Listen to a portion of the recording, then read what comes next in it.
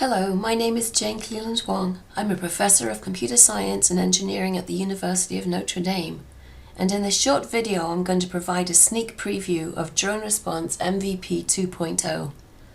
With many parts of MVP 2.0 already prototyped, our aim is to provide an initial proof of concept by mid-December 2023. Here is our current mission planning screen, which requires humans to mark regions and paths to assign drones to. However, the primary goal of MVP2 is to move away from the need for humans to manually plan missions. We aim to deliver an innovative, computer vision enhanced, smart and automated planning solution. Humans will still be able to provide as much input as they want to the planning process, and can intervene to modify or replace plans when needed or desired. However, our goal is for rapid dispatch with automatically generated mission plans. We will accomplish this by drawing upon the power of large language models, or LLMs, for this task. Let's step through the process of using a series of mock-ups. In this example, a mission is planned with 3 drones, orange, purple, and green. The operator marks the search region on the map, seen here as the large white rectangle. The system then generates a grid of the search area and assigns an ID to each cell.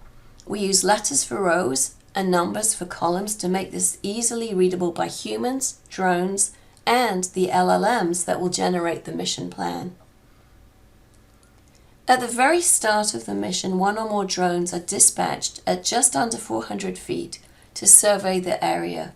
Their task is to collect a set of images that provide full coverage of the search region. As images are collected, they're stitched together to form a single live image of the scene.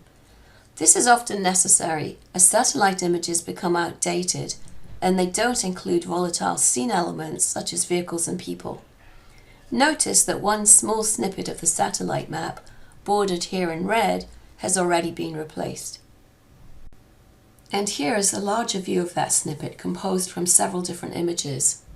We're very close to recreating the entire scene using lightweight algorithms that will allow rapid scene reconstruction. In MVP2, we will reconstruct the scene at the start of the mission, but in future releases we have plans for refreshing it dynamically. Whilst collecting data, we utilize computer vision to label key aspects of the scene, such as buildings, woodlands, and waterways. Here is another scene showing houses, grasslands, and water. Here, objects have been segmented and labeled. And here you can see the overlay of the labels onto the scene.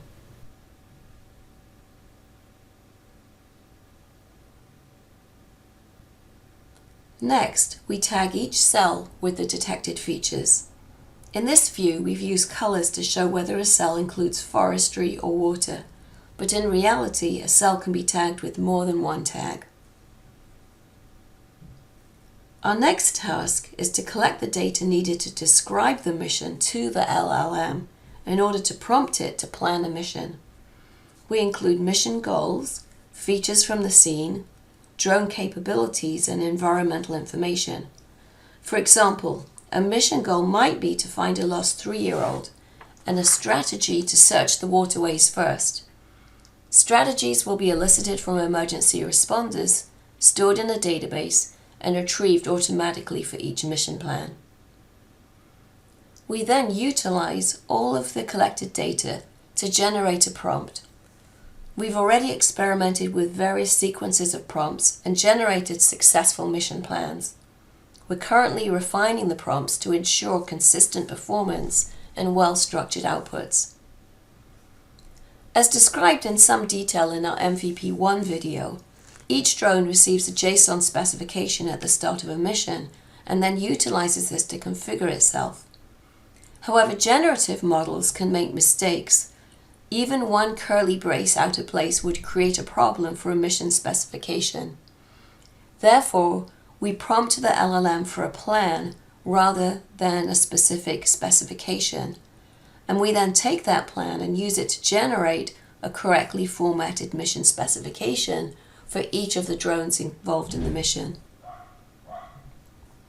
We also check the mission plan against a number of safety properties to ensure that the mission will be safe to deploy. After this, deploying the mission is just a matter of sending the specification to each drone. Here you can see an initial mission plan in which orange and purple are dispatched to search waterways. Green is also assigned a body of water, but its deployment is delayed in order to meet the strategy of staggering flights so that at least one drone is in the air at all times. Automated smart mission planning allows us to plan larger missions with more drones. Here we see 12 drones ready to fly. It also makes adaptive missions feasible.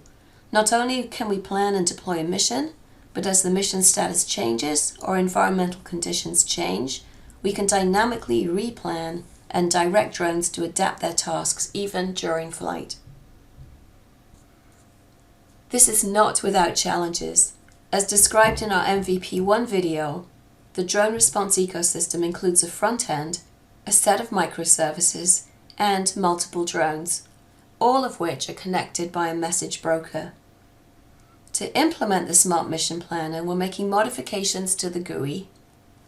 We're adding new microservices to support advanced computer vision features, support the Smart Mission Planner, and provide a digital shadow which tracks environmental data.